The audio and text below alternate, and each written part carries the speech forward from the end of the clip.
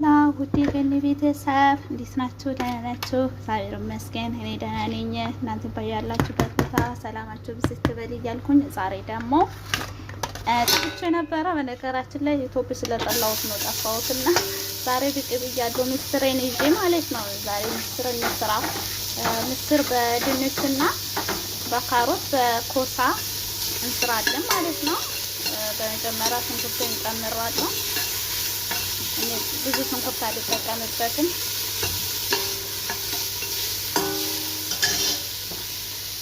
ከዛ እንትን የማያስፈልገው ነጭ ሽንኩርት፣ ቲማቲም እኔ አልፈልግም። ከዛ ዘይቴን አረግበታለሁ።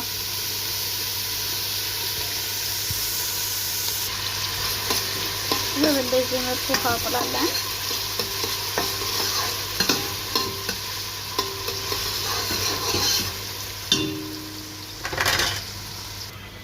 ሽንኩርታችን በዚህ መልኩ ከተጠበሰ ነጭ ሽንኩርትና ገንዘቢል ይጨምራለሁ ማለት ነው። ከዛ ነጭ ሽንኩርቴንና ገንዘቢሉን አንድ ላይ እጠብሳለሁ።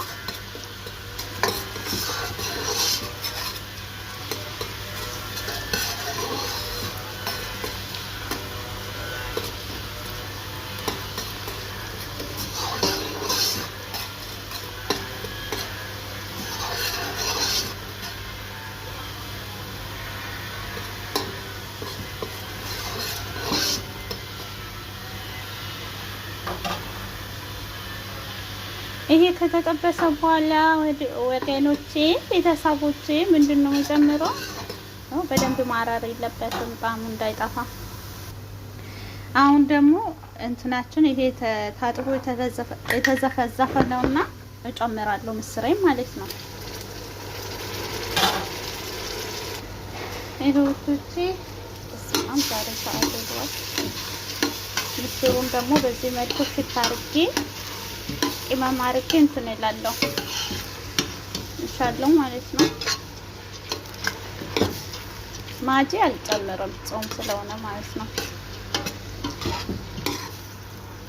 በነገራችን ላይ አንዳንዶቹ ይሸወዳሉ። ማጂ ጾም የሌለው እንዳይመስላችሁ፣ ጾም አለው ማጂ ማለት ነው። እንዳትሸወዱ።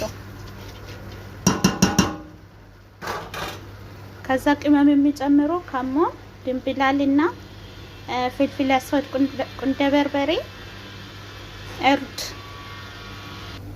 ይሄ ቤተሰቦች ቁንደ በርበሬ አልነበረኝም እና ፈጨሁት ማለት ነው። እኔ እንደዚህ ነው የምፈጨው። በደንብ ድቅቅ አላደርግም። ይሄው ካሙን አድርጋለሁ። ይሄ ደግሞ ኦሪጂናል እርድ ነው ማለት ነው። ከዛ እርድን እጨምራለሁ። አንዳንዶቹ እርድ ማለት ነው በእውነቱ በጣም የማያስጠላ ናቸው። እንደዚህ ካሸን በኋላ ኩዱራውን ይጨምርበታል። ድንችና ካሮቱ ኮሳው ያለኝ ምንም ይጨምራለሁ።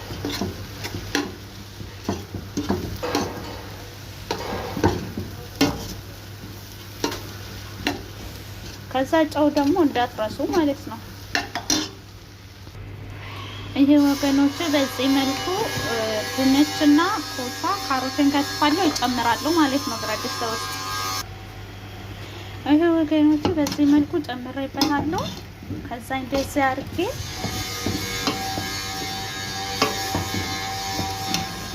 አያችሁ አይደል? ከዛ ይሄ ውሃ ጨምርበታለሁ።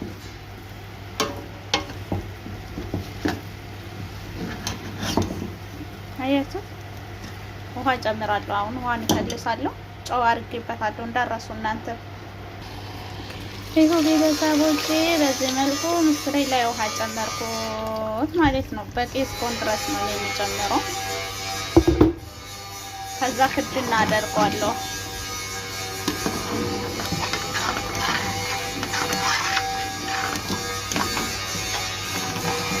ጾም ላይ ሌላችሁ እንትን መጨመር ወይኔ ለካይ ከውጭ እንትን ይጨዋል ቅርበልኝ በእውነት ማለት ነው። ሰዎቹ ቤት እያሰሩ ስለሆነ ለዛ ነው የሚጨው። ረስቼዋለሁ ደግሞ በእውነት ረስቻለሁ። ምስሬ በዚህ መልኩ እየበሰለ ነው።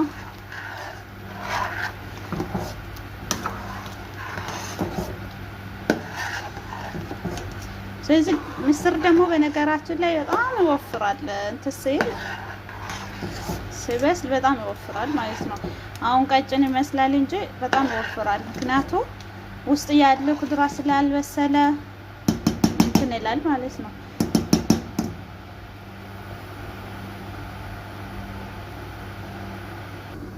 ምስራችን እንዴት ነሽ?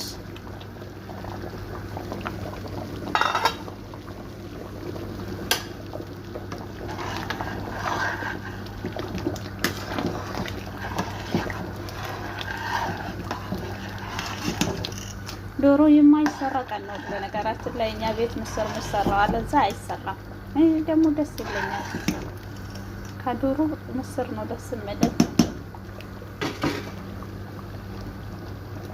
ስለዚህ አሁን እኔ ትንሽ እሳት ላይ ነው የማደርገው። እዚህ ላይ ያደርጋለሁና ወደዛ አፋቃለሁ ማለት ነው። እዚህ ጋር ስራ ስለሚሰራው